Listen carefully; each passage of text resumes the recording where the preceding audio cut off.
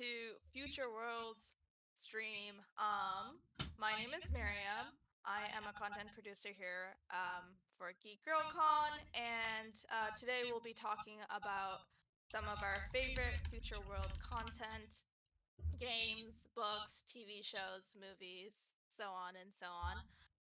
My pronouns are she and her. I'm wearing a pinkish scarf that's kind of hidden in like the mist of the background, which is also futuristic, and a dark navy blue hoodie.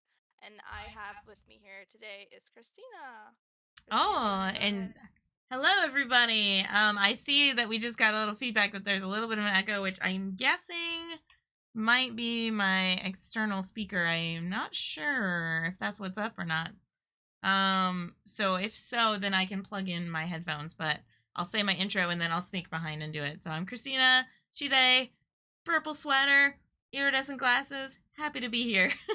And I will go and get my headphones on and sneak off camera really quick. Well, yeah, I do the jump. I do have a hyper cool futuristic voice. It's all part of the theme. I'm speaking from the future. Well,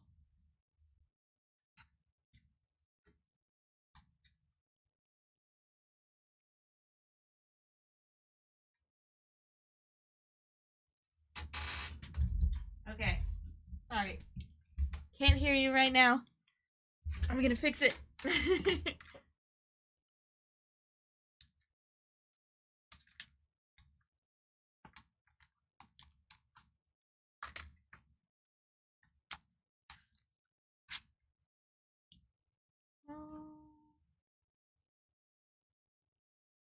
Sorry, everyone. Just taking a second to fix that. Hopefully the echo at least has stopped, but I'm just going to switch my audio output, and hopefully that'll fix things. Not exactly sure what's up. I don't know if you want to... I think our video is also... Our video also is an issue? Oh, sorry. The settings is blocking. Yeah, I will try to figure it out. Sorry. I could do BRB right back and get it figured out. We can be back. Sorry. I don't know why it started having an echo. I think we're back now. Okay, is there still an echo for people though? There's no echo? Okay, cool. Okay, then I guess we're just gonna let that be. Alright, do you want to go ahead and introduce yourself again, or...? Sure, I can do that. Yeah, I'm Christina, she or they. I've got a purple sweater, got iridescent glasses. They're you can kind of see that. Brown hair, up in a bun type thing. Yeah, and in a new arrangement here, because I've moved some things around in my unit, so. Alright.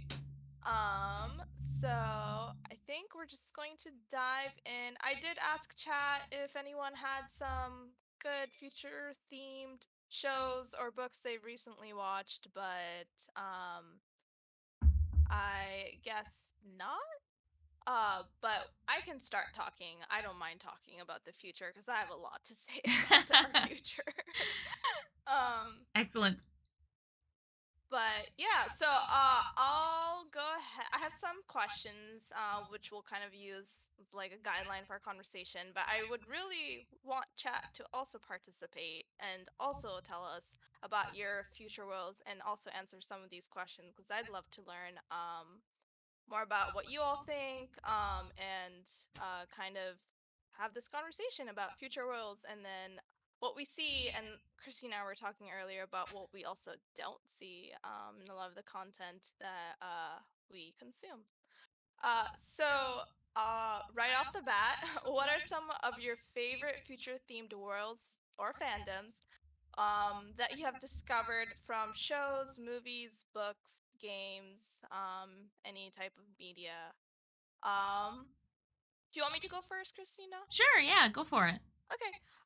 So I wouldn't say these are like favorite worlds per se, but stories I really enjoyed. One of them is actually a webtoon. It's called In the Bleak of Midwinter. Um, it's it's interesting. I'd say the story is interesting because I like the questions it raises sometimes when you're reading through them. It's still in progress. It's not a complete webtoon comic. Um, but it also has a very dark theme to it. But it's kind of like one of those things I do enjoy and makes me really question, oh, is this a possible future that we'll see? And I'll tell you all more about it. And the other one is actually a Korean movie I watched a couple months ago called Space Sweepers. So that Oh one, yeah, I actually saw that. Yeah. that one I actually really enjoyed. The again, the future world that they display there is questionable, but story is great. The characters are great. And again, brings up some things that we like might see in our future in 100 or 1,000 years. Who knows? But yeah. Well, that's a good one. I didn't think about some of the Korean shows I've watched that as potential things to tap for discussion here. I haven't thought about that. I know there was one I don't remember the name of, where there was like I think it's like called Hollow or something. It's sort of like a romance Oh, Korean. Do you know that the one? robot, the human robot. Yeah. They have a few shows like that with Yeah, like they a do. humanoid or like a human robot or an AI, like the humanistic. The webtoon I mentioned also has that, so Oh, I really? feel like common theme here is robots and AIs.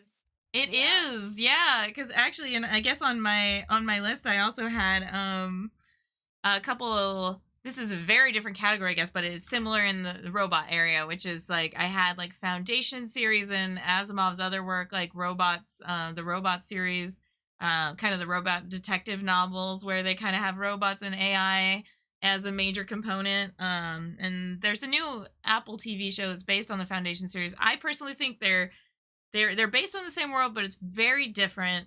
I liked both, for different reasons. Obviously, the new one has its advantages in that it actually has like people of color and non-binary people and things like that that they are missing in the old white guy writing in the 50s 60s kind of thing.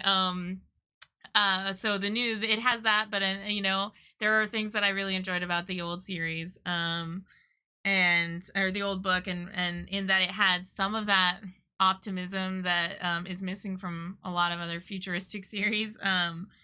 And yeah, let's see, what else did I have? I had oh, I was gonna put up Coyote and Crow because we've done that as a game on streams, and I love the world they created. I love that it has kind of a this is they showed that it's capable to run you're able to run games in a world that is futuristic but still can have challenges and issues and weirdnesses, but still be a positive place where people are taken care of and you don't have a bunch of people suffering in order for the plot for there to be a story. You don't have to have there don't need to be a bunch of inequities happening in the universe. Which is also why I have Star Trek on my list. They do, I figured that one might be one that we brought. I didn't know if other people would bring it if I came on, but I figured Star Trek was worth mentioning. And for me, that's Discovery and Next Gen were the two I mentioned, or that I thought of. I have a few others, but I don't want to go on like a laundry list, so maybe I'll bring up others as we go. Uh, so Alyssa did mention that she finished season 2 of Avenue 5. I have not watched that show and I'm not familiar with that, but she does say it's very, very funny. I Um, have to look it up. yeah, that will be on my watch list from today. And then let's see.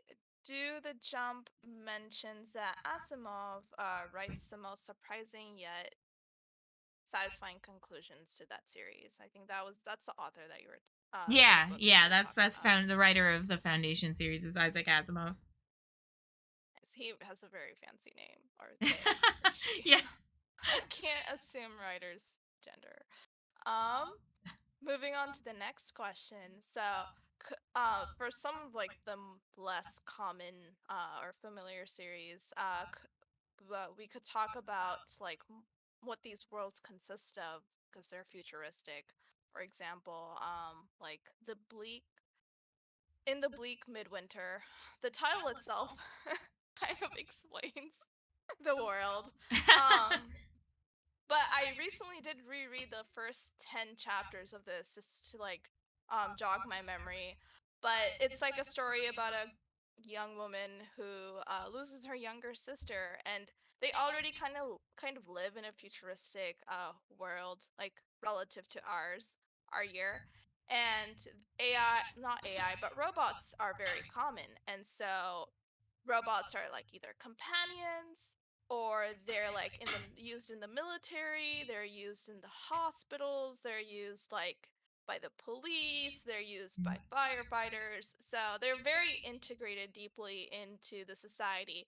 But the society also has some, I'd say, some people are not very fond of the idea of having those robots around. And around the same time, this character is going through a traumatic experience.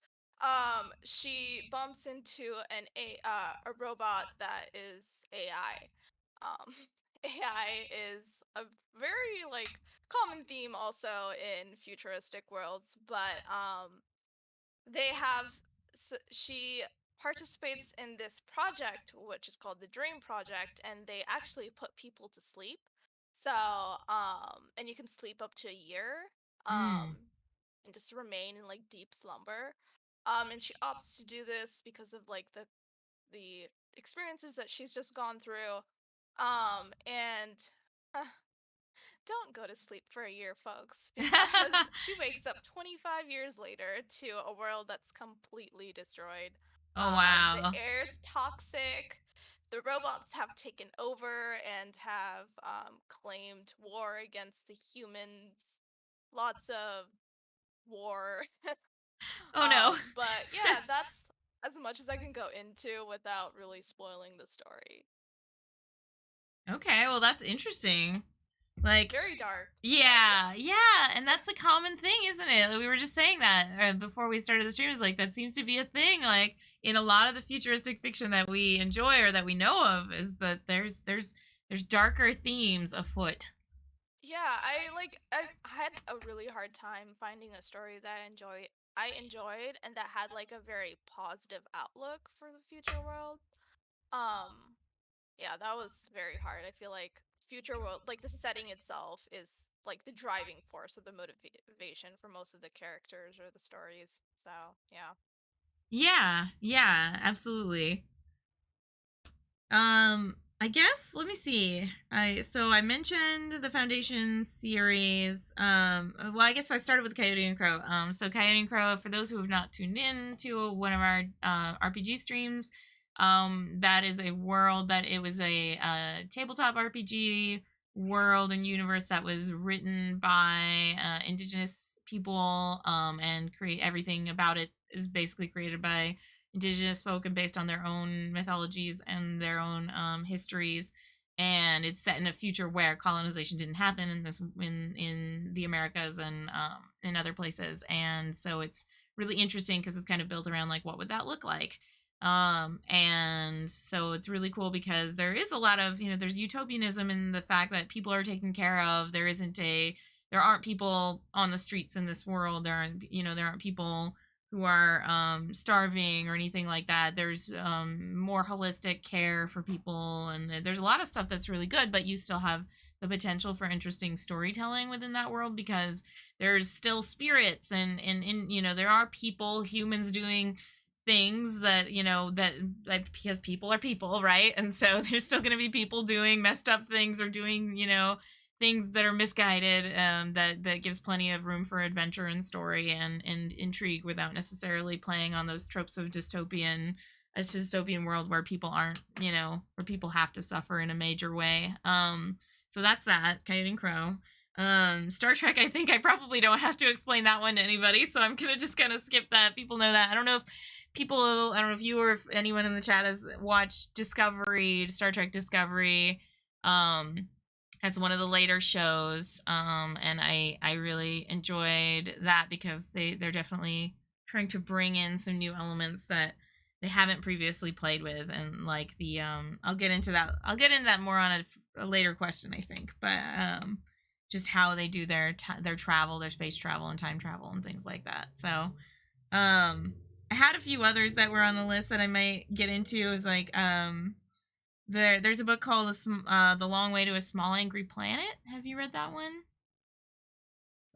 No, haven't read that one. That one is kind of a fun, like it's almost like road trip in space, futuristic road trip in space, kind of where they're it's kind of about the things that happen along the way on their journey, and it's more about the people on this spaceship as they go to that place and the growth and developments they go through, and it's one of those things that's it's worth a read. You know, there isn't a lot to spoil there because it's just like little, it's almost like little vignettes, but that's another world that I put on my futuristic list that I might make references to. So yeah, so that's just a little bit about the ones that I brought to the table.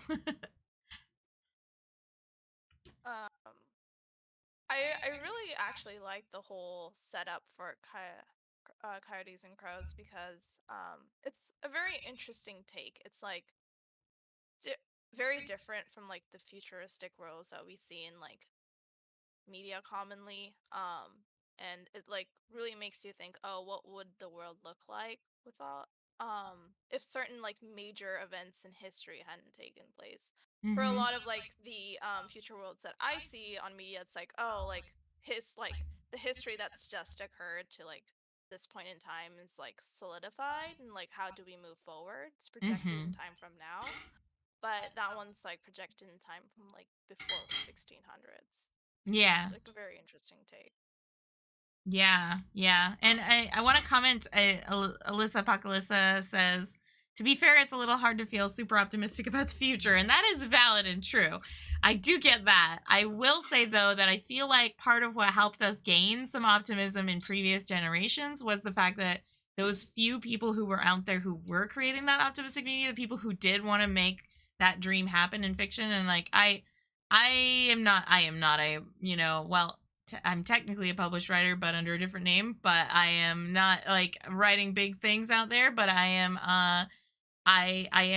a writer in that realm, and I am inspired by the idea of writing things that are, what if, what are ways the future could look that we can work with, and that could be positive and could be optimistic. And like for me, when I think about how little there is out there, I want to see more of people writing like what could it look like, because I feel like it's really hard for us to envision that if no one is painting that picture for us. It's very hard to be optimistic about the future if all we can see is like the worst case scenario we're all talking about and that we're all thinking about, and that we're all, and if no one's giving us alternative things to think about or see. I just think that we're really overdue for some people to be putting some media out there that gives us other ways that the future could look. Yeah, I totally agree.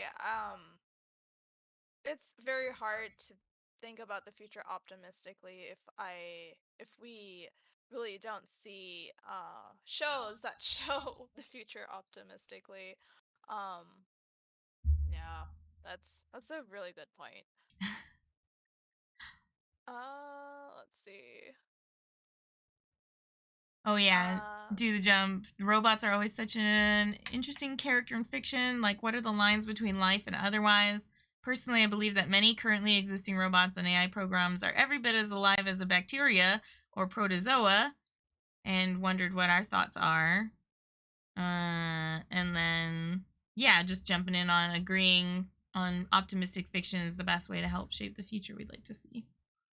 Oh wow, I feel like talking. You know what? Save the discussion about AI being alive or not for our AI stream, AI versus GeekGirlCon, in two streams. Come to that and let's yeah. talk about that. We'll hold off the AI and the robots for next Tuesday. Yeah, Which is gonna be exactly. hard because a lot of mine just depend on it, but we'll see. Well, we can Um, definitely still talk about that now too. so what part of some of the worlds that we just talked about and some of the other worlds, Christina, that you have on your list make them your favorite or makes watching or reading them so enjoyable? And like what Hmm. made these worlds different from others that you've seen? Hmm. Do you I do you have think stuff for yours? Yeah, go ahead. hmm. So I won't talk about Bleak in Midwinter because there's not much of that world that I enjoy watching futuristic. But there was one thing that I did kind of like the idea of in the beginning where there are robots and they're integrated into society, but they're built to like help people. And their goal is to help people. And I like that because I feel like we are like in a way our society is always moving towards that, and it's like good to see it in a an initially like positive view, though it kind of flips on the main character later. But I honestly don't think robots are too bad if they're used wisely. I think it's not the technology itself that's bad, but the way that we go about using it, and integrating it. And it was nice at first to see it being integrated into society in a positive way, rather than used to like for power or for wealth accumulation, but actually genuinely used to help people. Um, Space sweepers. I they I mean, I liked the space travel part. Yeah. But and like the space aircrafts, but those are again like common things that you see in other shows that are like similar themes and are also based on space and space travel and space like related things, yeah. Yeah, totally. Yeah, I think that what you said about the Bleak Future is kind of the same. Like for me, the Foundation series and or more specifically, especially the robot novels that Isaac Asimov wrote, there's a lot of like he definitely explored a lot of like those ideas about the ways those could improve lives, but also some of the like ethical challenges that could come along with robots. And I think that that fiction was important because it gave us a space to think about, because the reality is like we're moving closer and closer to those kinds of futures, and so it's important to have those discussions even if it's just in fiction, to know what would it look like if we had robots, and what would it look like if we had artificial intelligence that we were actually interacting with day to day and not just happening behind the scenes. I mean, it's reaching a really really advanced level. I like do the jump mentioned, asked, are you going to interview Chat GPT? And I don't, have you heard of Chat GPT? No. Okay, so it's a chatbot that's been created by OpenAI, the OpenAI organization, and it is legit kind of terrifying and awesome at the same time how good it is, because you can go to ChatGPT and you can ask it to tell you a story. And you can give it elements that you want to have in the story, but you can go further than that. I actually tried playing with like, give me a story that has this kind of structure and it has this as a theme and it has this as this, and like I got it more and more complicated, and it can write you a story with more and more complicated elements in it, and it can even, if you say, well, how does that make sense, I don't understand how that explores the theme of false duality, then it'll be like, well, here's how it explores the theme of false duality, and it'll explain to you why and how it picked it. It's wild. I definitely encourage people to go and check out Chat GPT. I can put it in. Well, I can see if I can put it in the chat in a second. But it's just we're getting close to these things where we can have this seemingly almost real, passing the Turing test conversations with artificial intelligence. And I think that those stories that look at robots and artificial intelligence in our day to day lives are like kind of becoming really important to how we discuss and think about our real futures ahead of us. So yeah, I just think it's really interesting. Like reminds me of AI and art, and how there are AI machines that actually create art pieces for you, and there's like an ongoing like it's a controversial matter, Mm-hmm. for a lot of like the for the art community itself, because like to what like similar to like how uh chat is it Chat GPT. Yeah, it's not a very yeah. memorable name. Similar to that, like how okay, it builds you a story, then what roles do writers play in the world? If like AI can do it, then what like if AI can also draw art, like what role do artists play in the world? And I think this is like a conversation that we will continue next Tuesday, so I don't want to get Yeah, too deep into it, but I also have like a lot to say because it's interesting because should we use it as a tool? How much can we use it as a tool? All that information and like what is fed into it to kind of build its memory and its algorithm, is that like is that legally used, or like who like should like the writer or the artist be paid or commissioned for it? How like far can we use these tools and like to what extent? And I think that it's like it is a giant, it's like a whole conversation to have, which I don't want to get too much into. totally fair. Yeah, but it is. It's. And I think that's the importance of these kind of stories. The storytelling that we're talking about here is that it gets into some of that stuff where we don't even know where to start. It's like it gives us one possible way that that thing could play out, and lets us think about like, are we okay with that? Are we, is what do we think about that ethically? What do we think? So I think that's really interesting about some of these stories. I mean, or even Star Trek and their holodeck, and or data, the AI like that they have on ship. Like there are those explorations are really really interesting, and useful for people for thinking about what that might look like and what that might mean for us. Yeah, it's also kind of a conversation, not a conversation, but like a top theme in like in the bleak of midwinter, because it's like, oh, there were some people who were against having robots integrated deeply into society, and there were a few voices that were aggressively against it versus like a whole crowd of people who are like overwhelmingly for it. Mm. And it's like, well, we didn't listen to those few voices, and now look where are we? We didn't have this conversation before, and now like robots have like taken over the world basically. So yeah, I think like fiction does open up a lot of avenues and paths for people to actually have these conversations and think about, oh, like fiction has already set up this like possibility for us. How can we use these tools and these like this technology to make sure that we're not going to end up in that same scenario, a similar scenario where it's like, I don't think it would go far as like robots taking over the world, but like AI replacing jobs and replacing certain careers and like taking over, you know, roles that other people have had for a very long time.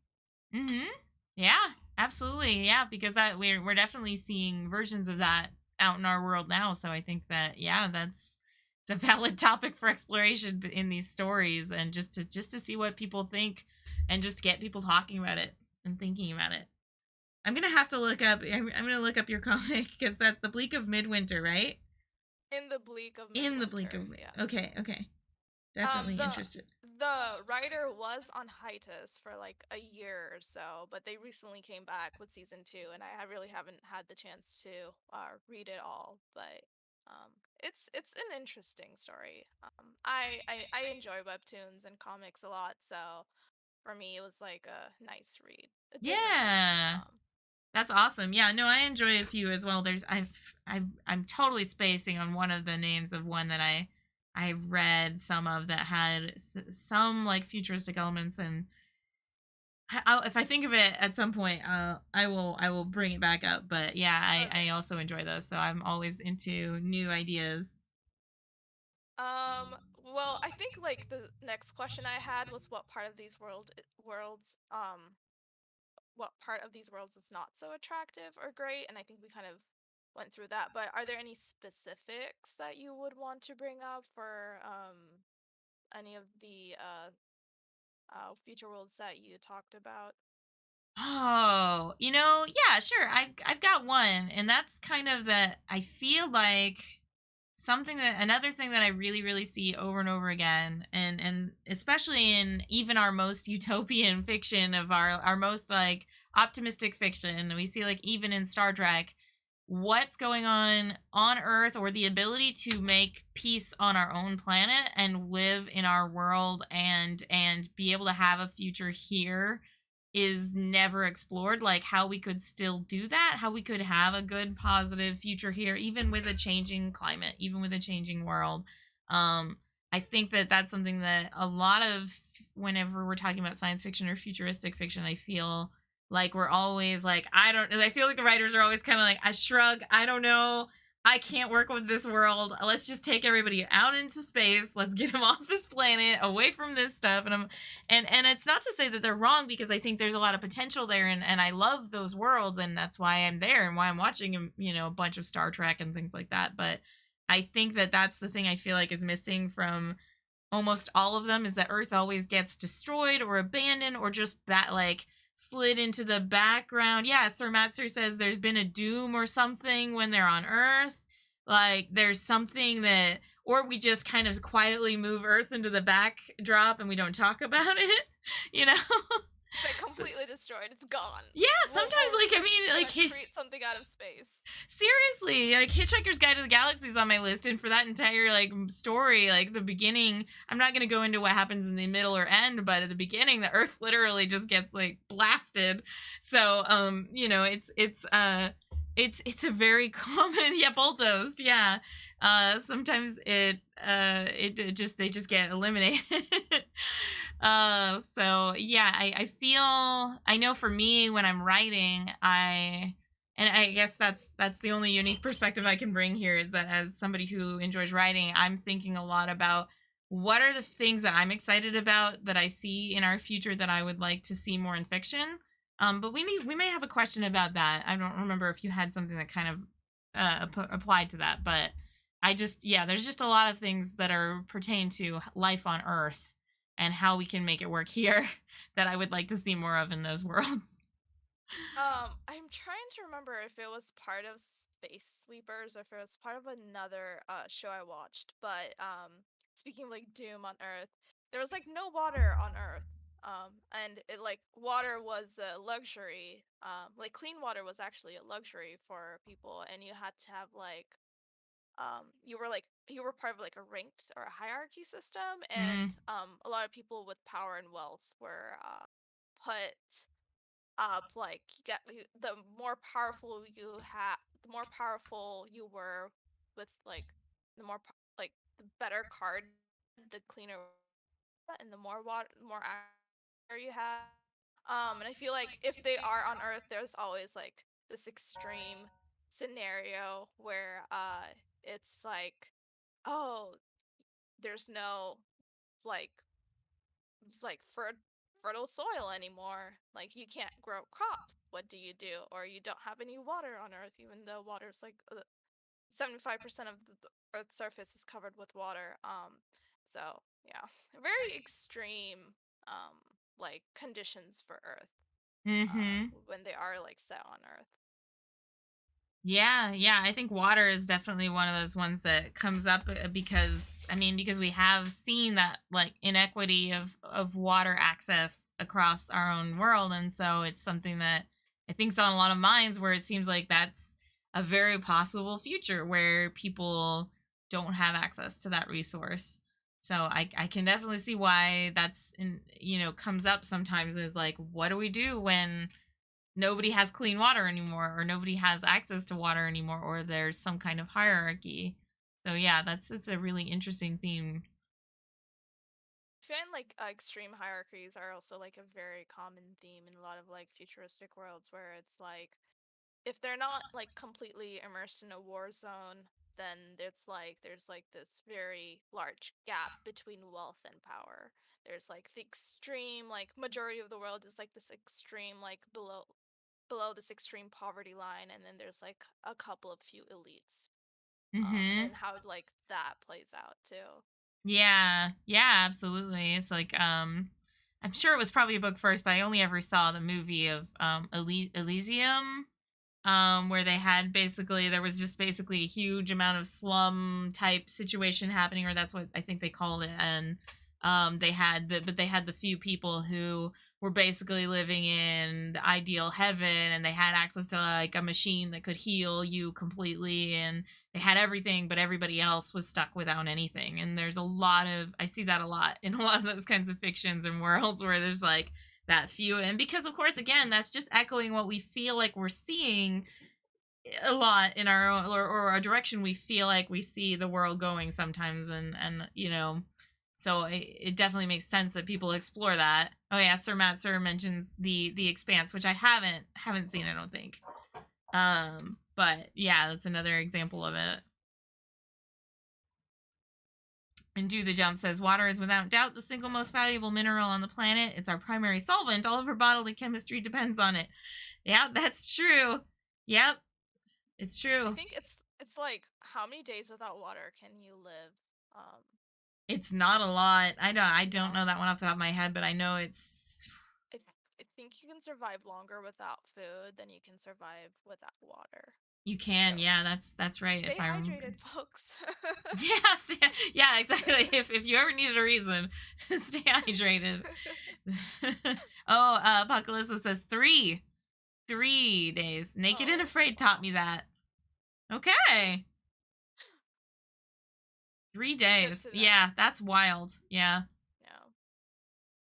Um, so the next question I had was, were there any interactions between the characters in the world and the world itself you found interesting or you wanted to talk about? Hmm. Um, that is a question I do have to give a little more thought to. But do you want to go first, Christina, this time? Sure, I could. Yeah, I can mention it. The Foundation series, I can go back to that one. I think there was something interesting about that where it kind of presented a couple of extremes within that universe where oh, or actually this might have been Do the Jump can correct me on this one way or the other, but it might have been in the robot detective novels, but there were the spacers and the people who were not the spacers, the people who were living like on the planet. And like there were these, I think that was the robot detective novels, and they I think that's where it started. And they kind of set up these extremes, or he set up these extremes where the spacers were people living on these other planets that they really needed a ton of like germ management and stuff, when the earth people were kind of like considered sort of like dirty because they're like, you know, they're still living on earth, and they're, you know, they have to watch for all these contaminants that they're bringing into space. And the spacers are, they're considered detached and kind of out of it. And I think there was a little bit of kind of exploring the themes of income levels and things like that, and you know what I mean, like privilege levels. But it was interesting. What I thought was interesting about that was that some of those different worlds had different cultures that they were experienced. And so some of the spacers, even though they were all spacers, they had different like cultures that they were living in. And some of them were very there was one world where they basically were very, very self-contained, and each person kind of lived on their own property with a huge amount of space between them and everybody else, and they never saw anyone else in person. They only saw them through screens. Whereas in another world, Aurora, they were all very intermingled with each other, and you know there's a lot of intermingled relationships, and sexual relationships, and romantic relationships, and a lot of intertanglements, whereas this other world was very much different, and like everybody had very formal boundaries between them.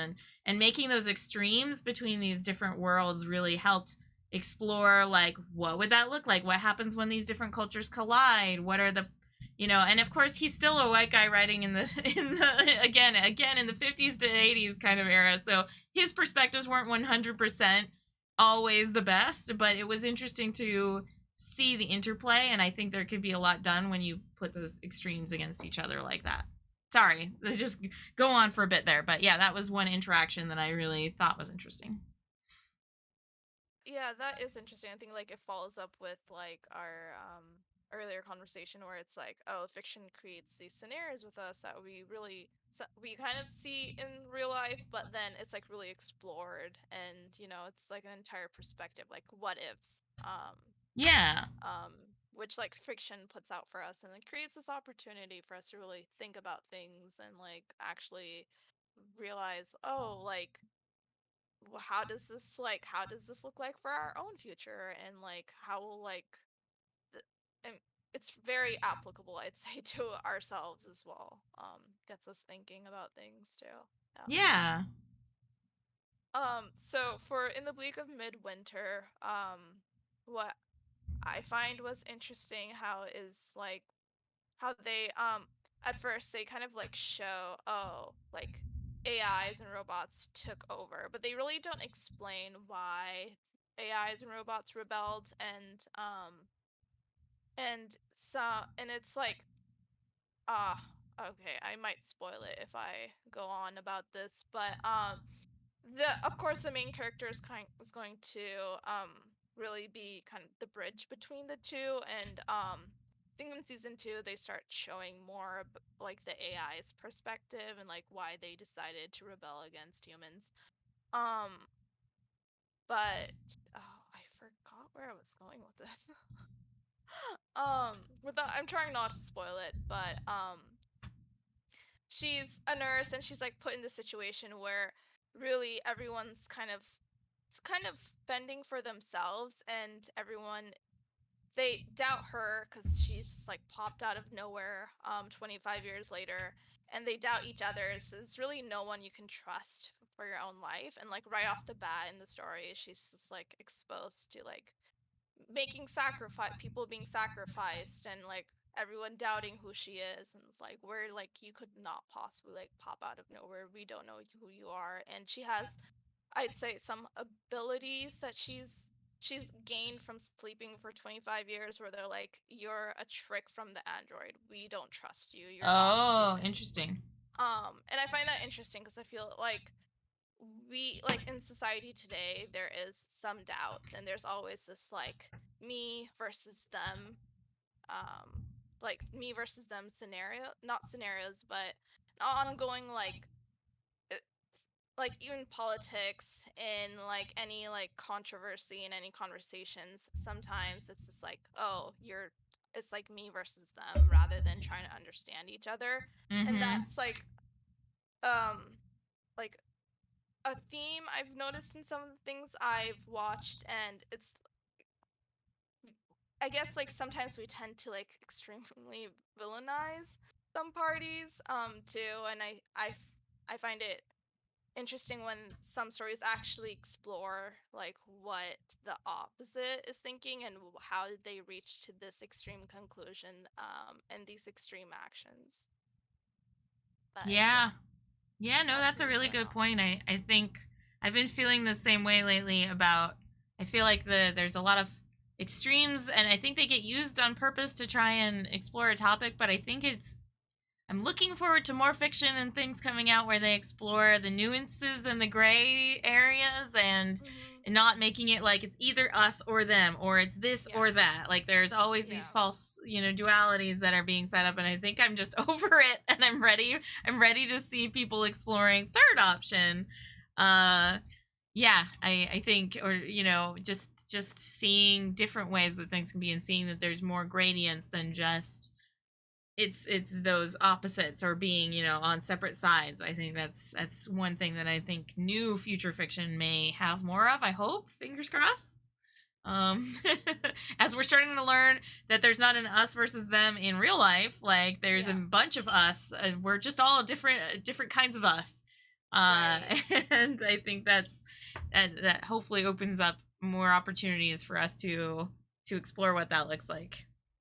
And hopefully that will bring progress, because I feel like having the us versus them like mindset sometimes really hinders us actually making progress with like certain things, and not it really, we really never reach a conclusion if it goes on that way. Yeah.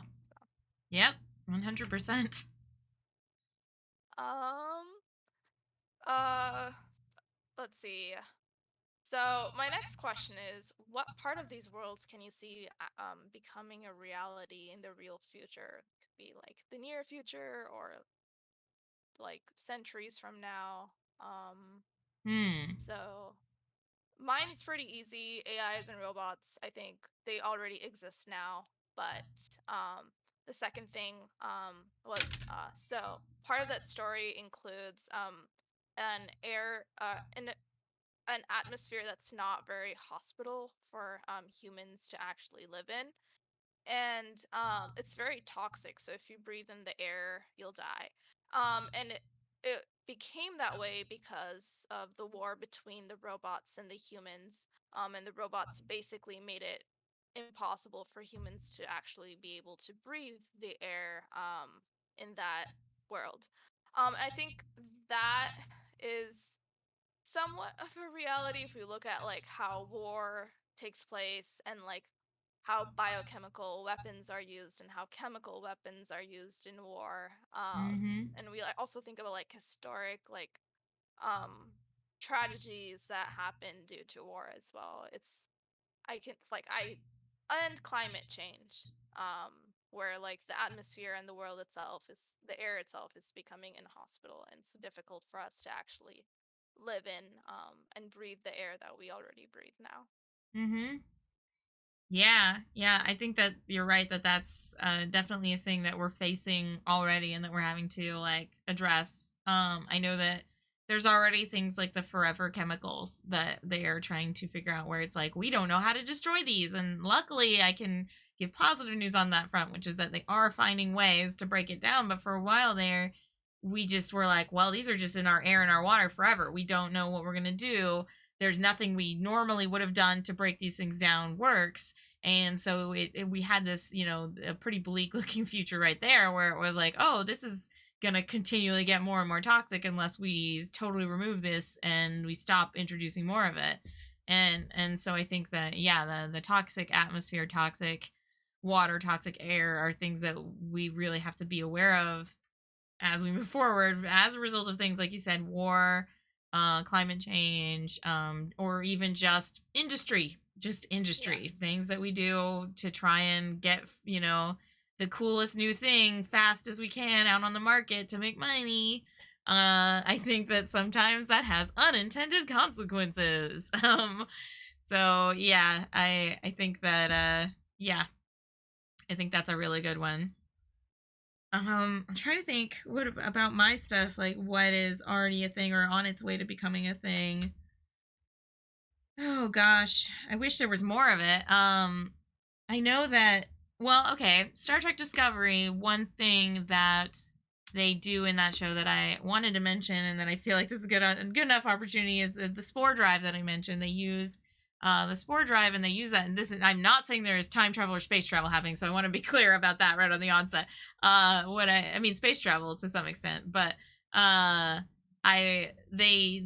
using fungus and fungi as a resource for development, especially towards a future that isn't going to be as toxic or as bad. I think that the fact that they use that in the show, they actually named that character who comes up with it in the show after a real guy named Paul Stamets, a guy who works with fungi and just its ability to do so many things. And it's going to be, I think, a really valuable resource for developing a more positive future in that it's got bioremediation abilities where it can break down things, toxic things in the environment. It has the ability to remove and leach toxins out of the environment and out of spaces.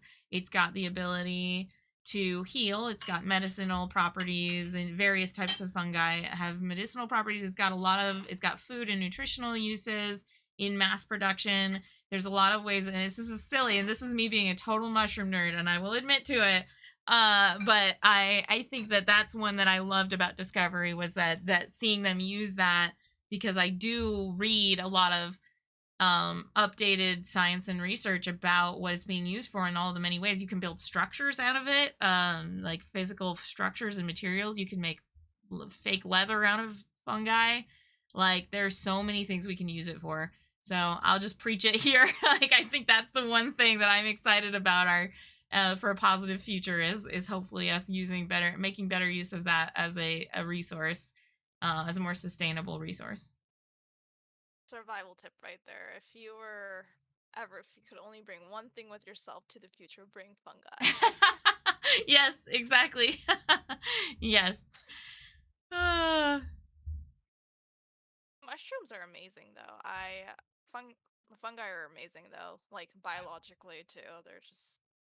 They're insane. I haven't they really are. studied them in depth, but like the little facts, tidbits I know about them, they're very like cool compared to other normal plants Right. sometimes. Yeah. They're their whole own class. Like I will say Yeah. right here, if we ever want to do a mushroom fungi thing for any month in the future, I am so there with like 100 ideas.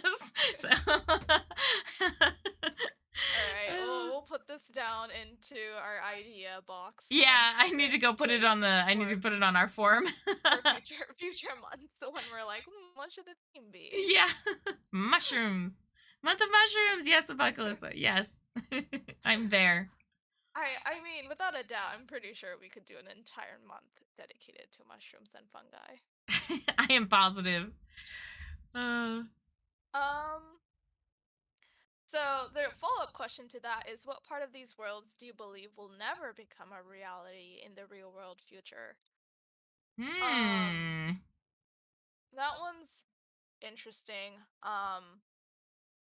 I hope like a war against humans and robots to never become a reality. I mean, we do like there will be a war, but in a more not a figurative, but more metaphor. I can't say the word right now, but you all know what I mean.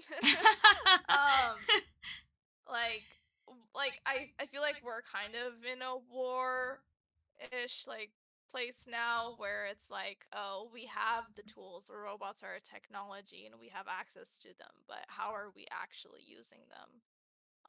So it's more like a war within opinions rather than like us versus robots. Mm-hmm. Yeah. I think that man, yeah, that's a good question, like the idea of what won't come to pass, because that's the thing about the future, right? Is that there's a billion possibilities that like the weirdest stuff could happen, and and we would never see it coming. But man, oh, there's certainly things that you can wish or hope doesn't happen for sure. Um, I'm glad everybody's on board with mushroom stuff. I'm so excited, guys. I am a card carrying member of the local mushroom club. I will be there for any stream. I probably could talk someone there into coming. I volunteered there for their shows. I can maybe talk somebody to coming over here and talking to us about stuff. But anyway, sorry.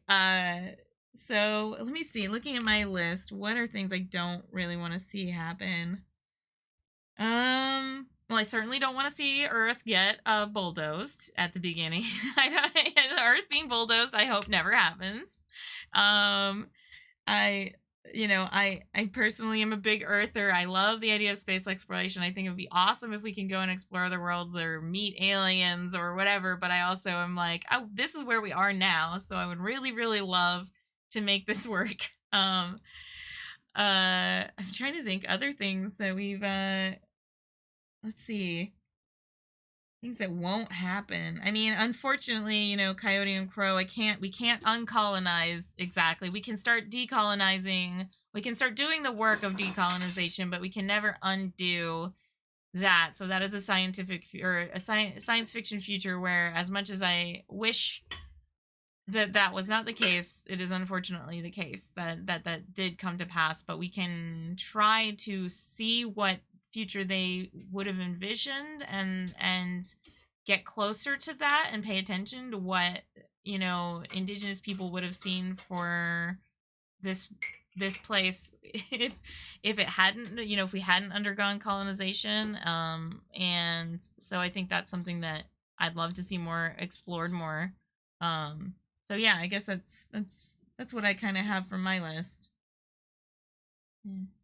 Yeah, that's like a kind of a hard question to really answer for a lot of future worlds that we see because they're all kind of based on real life things or like historical things or present things. And so I thought that would be an interesting question to ask if it was possible to actually see something in some like content that will probably never become a reality, whether it's a good or bad thing. It's an interesting way of looking at it. Yeah, like what it's we can say a lot of things could happen, but there are probably going to be some things that just aren't likely to happen or won't happen just on our current trajectory. So it is interesting to think about. So I'll ask the last question for the day. Um, and that one is if you wake up to find yourself in the world or one of the worlds you described, what would you do and how would you live there? Oh wow. For so that is a big question. So either you can like answer it describing like what would you do there for the rest of your life, or you could describe what you would do there for the first day that you're there. Oh wow, yeah. I'll let you pick. For me, oh, that's a tough one. I'll basically be thrown into a world with war against humans and robots in a toxic air environment. Um, Hopefully, I will meet up with some of the small human colonies that remain. And fingers crossed they don't think of me as like an extremist or an android spy.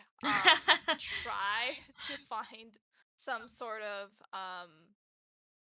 like create peace talks or peace negotiations. Because really a war against robots is not very feasible, and the story is kind of like in the middle. They're only on season 2. What have I imagine a couple of seasons maybe. So it's like maybe halfway there. So yeah, so they really haven't in that story they really haven't talked about how the story will progress after like we've reached the first climax. But I imagine that's where it's gonna go. It's like there has to be some sort of like middle ground for both parties. It's not like we can completely wipe off the robots or vice versa. Robots can't really wipe off the humans from the face of the earth, which is apparently their goal in the first season. Oh But yeah, wow. Why so do the we're robots told. always gotta be trying to kill us all off? So we're told. Like, I feel like sometimes our perspective, or like, it's not very, but sometimes it's convoluted of like what the other party wants when we really don't understand what they want. We can Yeah. tend to jump to conclusions. Yeah, it's kind of like that the unreliable narrator thing where it's like, well, this is what the perspective of the character that you're hearing about thinks or what they see happening, but that's not necessarily the whole picture of what's really going on. Yeah. Mm. Um gosh, what would I do in these worlds? I mean, I guess in Star Trek, I would definitely want to be on one of the scientific vessels or explorations. Like, I mean, if I was going to be there, I think I would want to be out there exploring. Although, again, if I knew more about what it was like on any of their actual like planet stations or planet bases, there's a good chance I would be interested in being there because I'm a big fan of being able to go out into forests and into nature and things like that. But I would accept being able to go onto cool alien planets in nature. I don't know what I would do first day, assuming that they accepted me and they were just like, "Oh, cool, you just popped here from another dimension. Awesome." Then hopefully they would have an egalitarian place where they could some kind of program or training program that they could stick me in to start learning how to do science, like the exploratory science that they're doing in their world or something like that. So that'd probably be what I would be trying to do is just be able to go out there and experience some cool new planets and new cultures. Look for alien mushrooms and Yeah. find out. Yeah, exactly. Yeah. I could be the one who's growing weird mushrooms in the back of the spaceship and being like, this one's gonna be our food, and this one over here is gonna be I'm gonna make some clothes out of it. I don't know. Yep. Uh, Cool. Should we look at who we can raid? yeah. While we do that, uh I can let chat know about our upcoming streams. So Sweet. Thursday, we actually have a double Let's Play with Charon and Joe, who's Phantom Meeple and just rated us with 14 people. Hello. Oh, wow.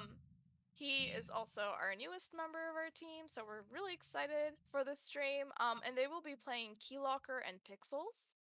I believe Keylocker is the demo version. Feel free to correct me if I'm wrong. And then next Tuesday, we'll have a fun competition between GeekGirlCon and AI, and we'll be continuing our AI conversations because I have only touched the surface of Yep, what yep. I want to say about AI. There's like a lot to talk about.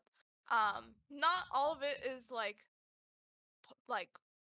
against AI, but yeah, AI is definitely something. It's like a big conversation to have, and I'm super excited for next Tuesday. Yeah, we'll be actually like playing against AI and seeing how we do. And I've got some ideas about some different little contests we can have there. And I think I'm looking forward to having some discussions around it too while we're there. So that should be fun.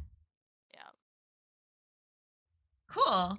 I've got, let's see. So I refreshed and I've got Sage Bell. Sage Bell is playing Dragon Age Origins, which is a game I love and have not played in a while. So I would love to see what they're up to. That is not exactly in the future theme, but it is a great game. So I think maybe they'll have some ideas about what they would think about the future worlds in Dragon Age. So I'm gonna send us over their way, and yeah. Yes, thank you all for joining us and just in this discussion. Okay then. Bye, everybody. Bye.